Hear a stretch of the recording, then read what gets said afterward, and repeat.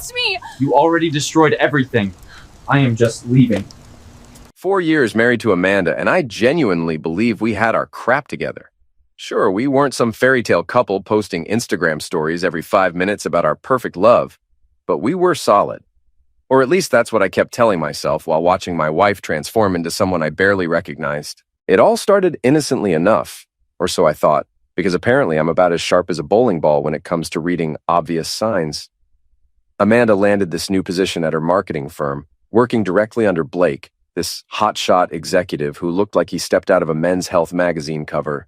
The guy had that whole, I definitely use product in my hair and own more than 3 suits vibe going on, but hey, good for her, right? Career advancement and all that American dream BS. The first few late nights seemed legit. Big presentation coming up, client demands, the usual corporate circus that keeps the lights on and the mortgage paid. Amanda would come home around 9, maybe 10, looking tired, but talking animatedly about strategy sessions and brainstorming marathons with Blake. I'd heat up her dinner, pour her a glass of wine, and listen to her decompress. Supportive husband material right there. I should have gotten a damn medal. But then 9 became 10, 10 became 11, 11 became, don't wait up, honey, we're really in the zone here. And suddenly, every single project at her company apparently required round-the-clock attention from my wife and her dreamy boss. What were they doing over there? Solving world hunger? Curing cancer? Nope, just selling overpriced skincare products to suburban moms. But apparently that required more dedication than NASA's moon landing. The changes were subtle at first, which is probably why it took my dense A so long to connect the dots. Amanda started paying attention to her appearance in ways she hadn't since we were dating. New dresses that never saw the inside of our apartment, let alone a dinner date with me. Perfume that smelled expensive and definitely wasn't the stuff I bought her last Christmas. Hair appointments every 2 weeks like clockwork. She looked amazing. Don't get me wrong, but it stung like hell knowing none of that effort was for the guy sharing her bed. The worst part, those late-night Uber rides home. I'd hear her phone buzz with notifications, see Blake's name pop up with messages like, "Car's here," or "Thanks for staying late again." Real professional stuff. Clearly nothing suspicious about your married employee's boss personally arranging her transportation at midnight, right? I mean, what kind of paranoid psycho would read anything into that? My friends started giving me those looks. You know, the ones. Part pity, part dude, seriously? Clara, Amanda's coworker and supposedly one of her closest friends, would get this uncomfortable expression whenever I'd casually ask if the whole team was pulling these marathon hours. Well, you know how it is with big projects, she'd stammer, avoiding eye contact like I'd asked her to solve calculus. Real convincing, Clara. Your poker face needs work. Even my brother Daniel, who usually minded his own business and stuck to safe topics like sports and complaining about his ex-wife's alimony payments, felt compelled to stage an intervention. We were grabbing beers after work one Thursday, and he just laid it out there with all the subtlety of a freight train. "Tyler, you're blind if you don't see what's happening." "What's that supposed to mean?" I asked, though my stomach was already dropping like a stone. "Come on, man. Amanda is working late every night with Prince Charming, coming home looking like she stepped off a runway, and you're sitting here acting like this is normal. Wake up." But I didn't want to wake up. I wanted to be the cool, trusting husband who didn't turn into some paranoid stalker checking phone records and demanding receipts. I wanted to believe that my wife of 4 years wouldn't throw away everything we'd built for some office romance novel fantasy. I wanted to trust that the woman who promised to love and honor me meant those words, so I played the part. I smiled when she kissed me goodbye before another emergency strategy session, nodded understandingly when she explained how Blake really valued her input on the Morrison account, pretended not to notice when she started keeping her phone face down during dinner, or how she'd suddenly developed an urgent need to shower the moment she walked through the door. The excuses kept piling up like dirty laundry. Client emergencies that only she could handle, presentations that required her specific expertise until well past normal human bedtime, team-building exercises that apparently happened at 11 p.m. on weeknights. It was like watching someone construct an elaborate house of cards, each lie balanced precariously on the last, waiting for the inevitable collapse. Meanwhile, I'm the chump, heating up leftovers alone, watching Netflix by myself, going to bed in an empty house because my wife is apparently the only person in the tri-state area capable of handling whatever crisis Blake's company was perpetually facing. The loneliness was eating me alive, but I kept telling myself this was temporary, just a busy season. Things would go back to normal once this project wrapped up. Except there was always another project, another deadline, another reason why Blake absolutely needed Amanda's undivided attention at hours when most people were home with their families. While my wife was busy playing corporate Cinderella with Prince Blake, I was getting my own fairy tale offer. Except this one actually involved real money and didn't require me to pretend I was blind.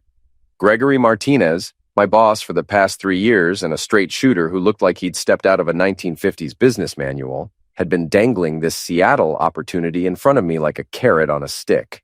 The first time he brought it up was during one of our quarterly reviews, right around the time Amanda's late nights were becoming a regular Tuesday through Thursday affair. Gregory leaned back in his leather chair, the kind that probably cost more than my car payment, and dropped the bomb with characteristic bluntness. "Tyler, I'm going to cut to the chase here. Corporate wants you in Seattle. Regional director position, overseeing the entire West Coast operation. We're talking a 65% salary bump, company apartment overlooking Elliott Bay, full relocation package, and enough responsibility to make your head spin in the best possible way." I nearly choked on my coffee. 65%? That wasn't just a raise. That was life-changing money, the kind of cash that could pay off our student loans, maybe even let us think about buying instead of renting. But before I could even process the numbers, my brain went straight to Amanda mode. "That's incredible, Gregory, but my wife's got her career here, her family's all local, and she's really building something with her current company." The words came out automatically, like some kind of programmed response. Good husband Tyler, always putting his wife's needs first, even when she was probably planning her next late-night strategy session with Mr. Perfect Hair. Gregory gave me this look, part disappointment, part, "Are you kidding me right now?" He'd been in corporate long enough to recognize when someone was making excuses, and he wasn't buying my supportive spouse routine. "Tyler, let me be clear about something. Opportunities like this don't grow on trees. Hell, they don't even grow in greenhouses with perfect conditions and daily fertilizing. This is the kind of position people spend decades working toward, and they're offering it to you at 31? You sure you want to pass this up for someone else's comfort zone?" But I did pass it up, like an absolute champion of self-sabotage. I smiled, shook his hand, and told him I was flattered, but couldn't make that kind of move right now. Gregory looked like I'd just told him I preferred root canals to promotions. But he nodded and said he'd keep the position open for a few weeks, just in case I came to my senses. That night I went home to an empty apartment. Shocking, I know, and tried to imagine telling Amanda about the offer. In my fantasy version, she'd be excited, maybe even proud that her husband was being headhunted for such a prestigious role. We'd spend the evening talking about our future, about the adventures we could have in the city, about how this could be the fresh start we didn't even know we needed. Reality, of course, had other plans. Amanda strolled in at 11:47 p.m., looking like she'd been styled by a team of professionals, smelling like expensive perfume and somebody else's cologne. When I mentioned the Seattle opportunity, carefully, like I was defusing a bomb, she barely looked up from her phone. "That's nice, honey. But you know I can't just abandon everything I've built here. My career is finally taking off, and Blake says I have real potential for advancement. Plus, Mom would literally have a heart attack if we moved that far away," Blake says. Those 2 words were starting to make my eye twitch.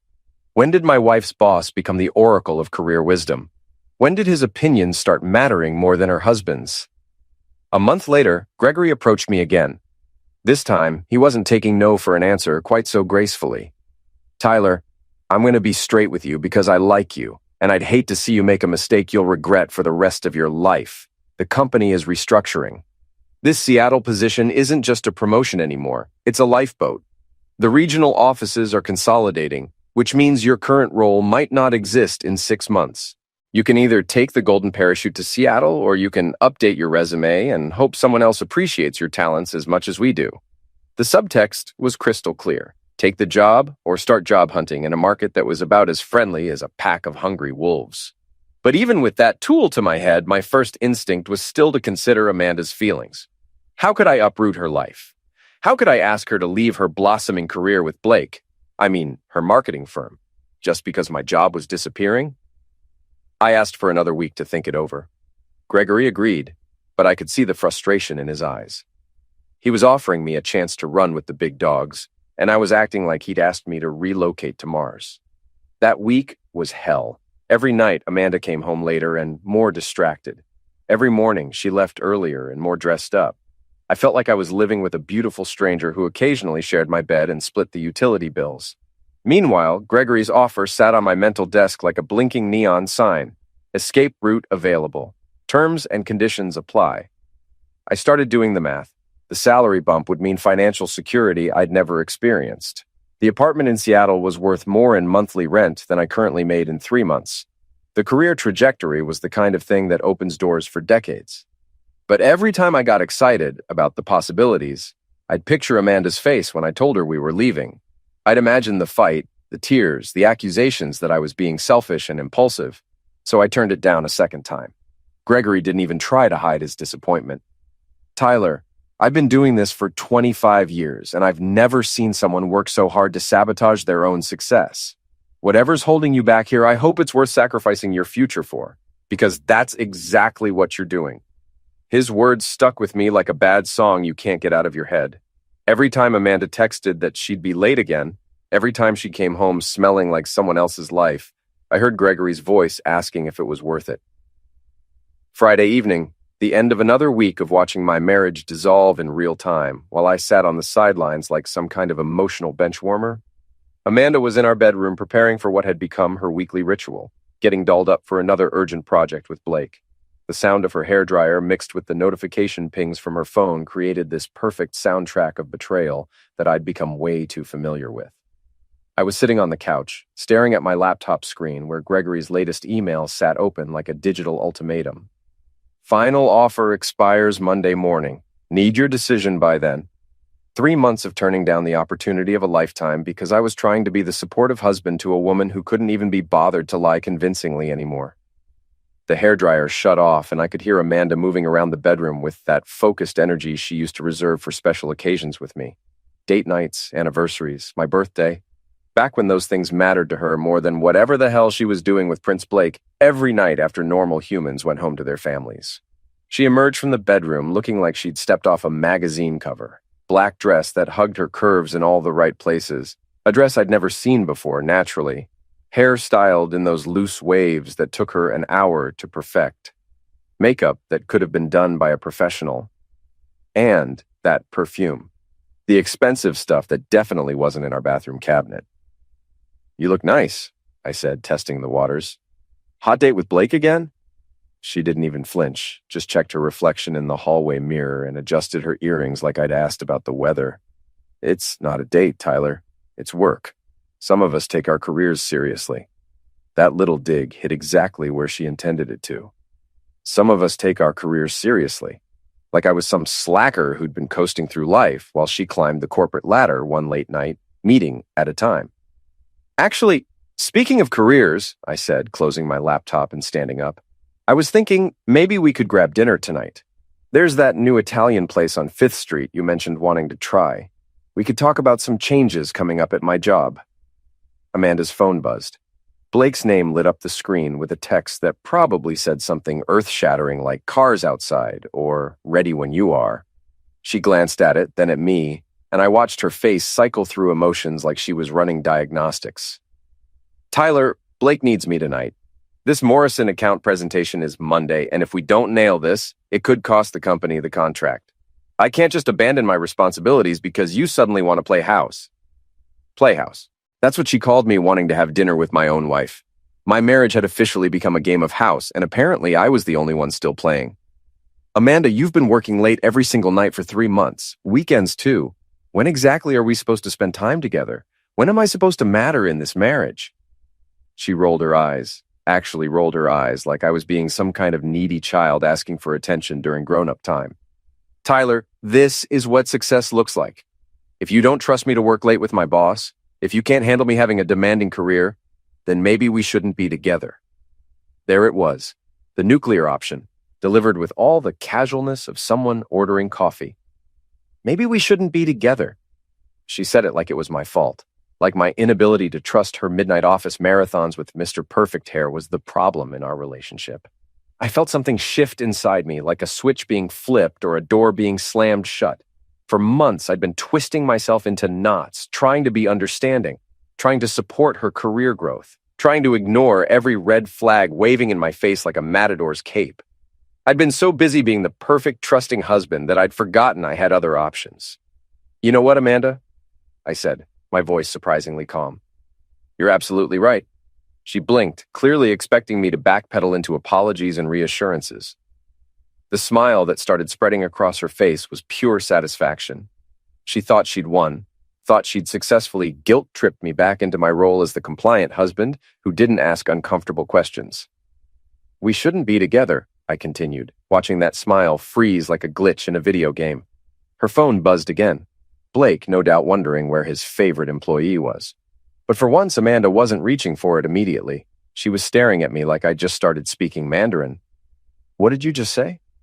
"I said you're right. If I can't trust my wife working until midnight every night with her boss, if I'm such a burden to your career success, then we definitely shouldn't be together." I pulled out my phone, found Gregory's email, and hit reply. My fingers moved across the keyboard with more certainty than I'd felt in months. "Gregory, I'll take the Seattle position. Can start in 2 weeks. Thanks for your patience." The send notification sounded like a bang in the silence of our apartment. Amanda's face went through several expressions at once: confusion, disbelief, anger, and something that might have been panic. "Tyler, what are you doing?" "I'm taking a job in Seattle. Regional director, 65% salary increase, company apartment overlooking Elliott Bay. Remember the opportunity I turned down twice because I thought my wife's happiness was more important than my career?" Her phone buzzed a third time. This time she didn't even glance at it. "You can't be serious. You're going to throw away 4 years of marriage because you're having some kind of jealous breakdown?"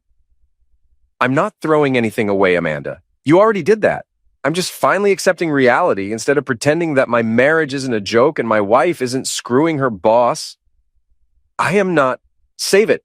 We both know what's happening here. The only difference is that I'm finally done pretending I don't know." Her phone rang. Blake's ringtone. She'd given him his own special sound because of course she had. She stared at it like it might explode, then looked back at me with something approaching desperation. "Tyler, you're being ridiculous. You can't just—" "I can, and I am. Have fun at your meeting tonight. Try not to work too hard." I walked into the bedroom, pulled out my suitcase, and started packing. Behind me, I could hear Amanda's frantic, whispered conversation with Blake, could hear the reality of her choices finally crashing down around her. For the first time in months, I felt like I could breathe. The sound of my suitcase zipper cutting through the silence was like a period at the end of a very long, very painful sentence. 4 years of marriage, and it all came down to this: me folding clothes while my wife had a panicked phone conversation with her boss/side piece in the living room. "Blake, I can't come tonight. He's lost his mind. He's packing. He says he's moving to Seattle." Her voice carried that edge of hysteria that people get when their carefully constructed house of lies starts collapsing in real time. I kept folding shirts, pants, the good suit I'd bought for our anniversary dinner last year, the one where Amanda spent half the evening checking her phone for urgent work messages. Everything fit surprisingly well into 2 suitcases, which probably said something depressing about how little I'd accumulated during our marriage, or maybe how ready I was to leave it all behind.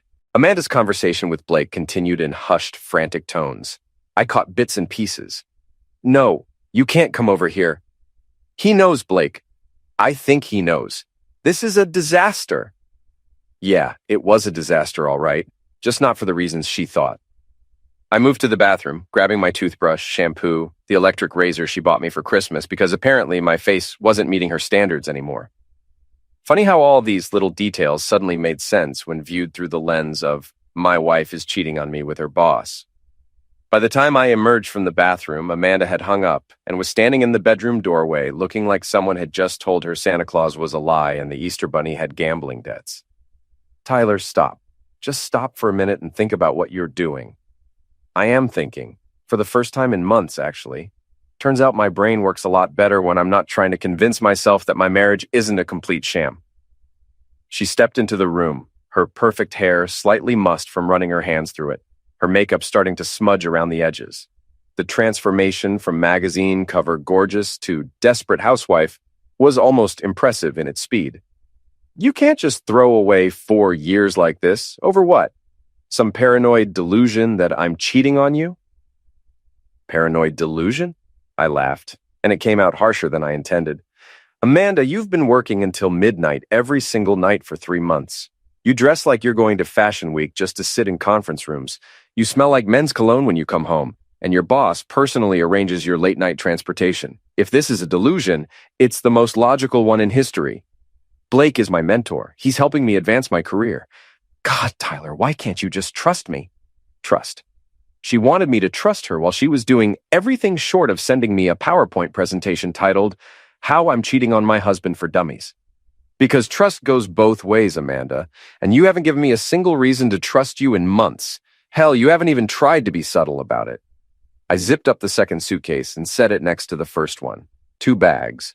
4 years of marriage reduced to 2 pieces of luggage and a growing sense of relief that scared me with its intensity. Where are you even going to stay tonight? Hotel. Gregory's arranging temporary housing until the company apartment is ready. Gregory knew about this?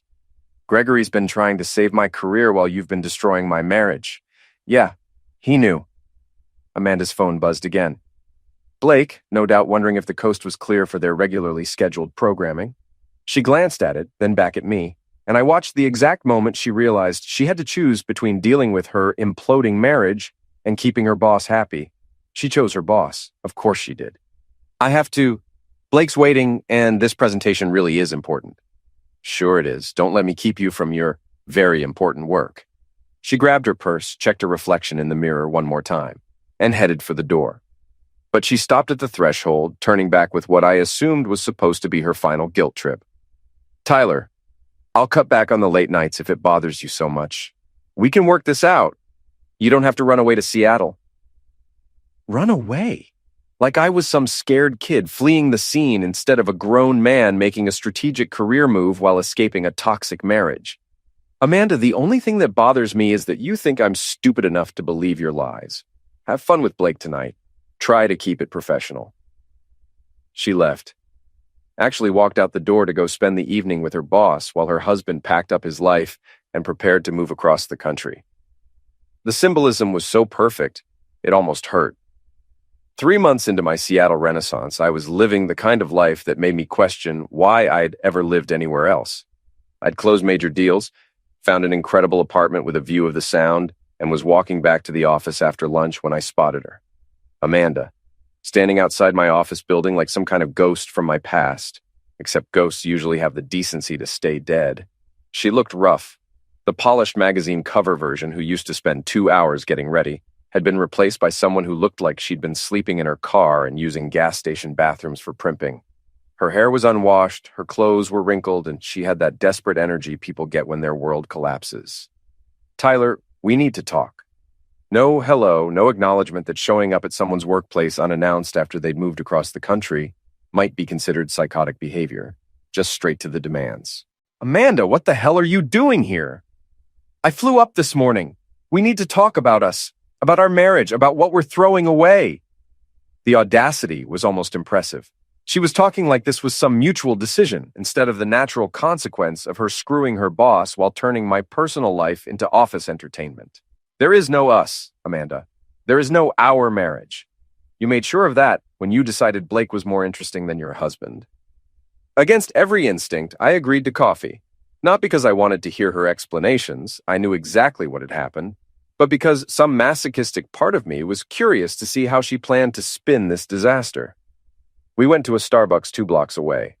Amanda ordered some complicated drink because, apparently, even in the middle of her personal apocalypse, she couldn't just get regular coffee like a normal human being.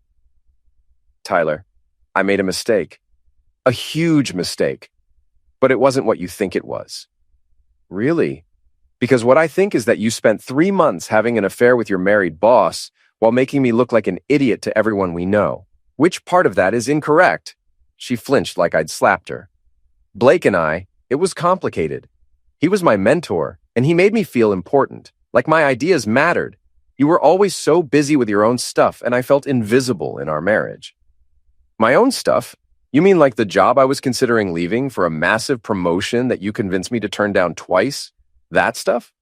I didn't know about Seattle until... You didn't know because you never asked. You were too busy planning your next late-night strategy session to give a damn about my career. She started crying then, the kind of calculated tears she'd always used when she wanted to end an argument without actually addressing the issues. "I thought you'd always forgive me," she whispered. "I thought you were too passive to ever actually leave. I took you for granted, and I know that was wrong. But people make mistakes, Tyler. 4 years of marriage has to count for something." There it was, the truth she'd been dancing around. She'd been counting on my passivity, banking on the fact that I'd be too weak or too loyal to call her on her BS. I'd been her safety net while she explored other options. "You're right, Amanda. People do make mistakes, but what you did wasn't a mistake. It was a choice. You chose Blake over me every single night for 3 months. You chose to lie to me, to humiliate me, to treat our marriage like an inconvenience. But I choose you now. I'm here, aren't I? You're here because Blake dumped you when everything fell apart. You're here because your backup plan moved to Seattle and you're scrambling to find someone to pay your bills. This isn't about choosing me. This is about damage control." She was sobbing now, but I felt nothing. No sympathy, no urge to comfort her, no residual love. "What if I'm pregnant?" she blurted out, playing what she thought was her trump card. I laughed, actually laughed out loud while my soon-to-be ex-wife claimed to be carrying my child. "Amanda, we haven't had sex in 2 months, and before that, it was maybe once every few weeks when you weren't too tired from your work commitments. If you're pregnant, congratulations. It's either the second coming of Christ or Blake's problem." Her face crumpled, and I realized she just admitted to lying about something that could have changed my entire life. I needed you to care. I needed you to fight for me. "I did care, Amanda. For 4 years, I cared more about your happiness than my own success. I cared right up until the moment I realized you'd never cared about me at all." Walking away from that coffee shop felt like closing the final chapter of the worst book I'd ever read. I had a life to get back to, a real life with genuine opportunities and relationships with people who didn't think loyalty was a character flaw. Life has a twisted sense of humor, and nowhere was that more apparent than in the cosmic comedy that unfolded over the next few months. While I was building my new life in Seattle, Blake's world was crashing down like a house of cards in a hurricane. Through mutual connections, I learned that Blake's affair hadn't just cost him his reputation, it had destroyed everything. His wife had hired investigators, discovered company resources being used for personal activities, and taken him to the cleaners in their divorce. Both he and Amanda had been fired when the extent of their workplace misconduct came to light. Amanda had to move back with her parents after losing her job and apartment. Blake was working for a mid-tier agency now, his reputation in tatters, treated like a pariah by former colleagues. The man had become a cautionary tale about workplace affairs. 6 months later, I was thriving. Better apartment, better job, better everything. I'd met Rachel at a bookstore. She was an architect with an honest laugh and the revolutionary quality of being exactly who she claimed to be. Our relationship was built on actual trust and communication, foreign concepts after years with Amanda. When Amanda's sister tried reaching out months later saying Amanda was in therapy and wanted another chance, I felt nothing but peace. I'd chosen myself over toxicity, and it was the best decision I'd ever made.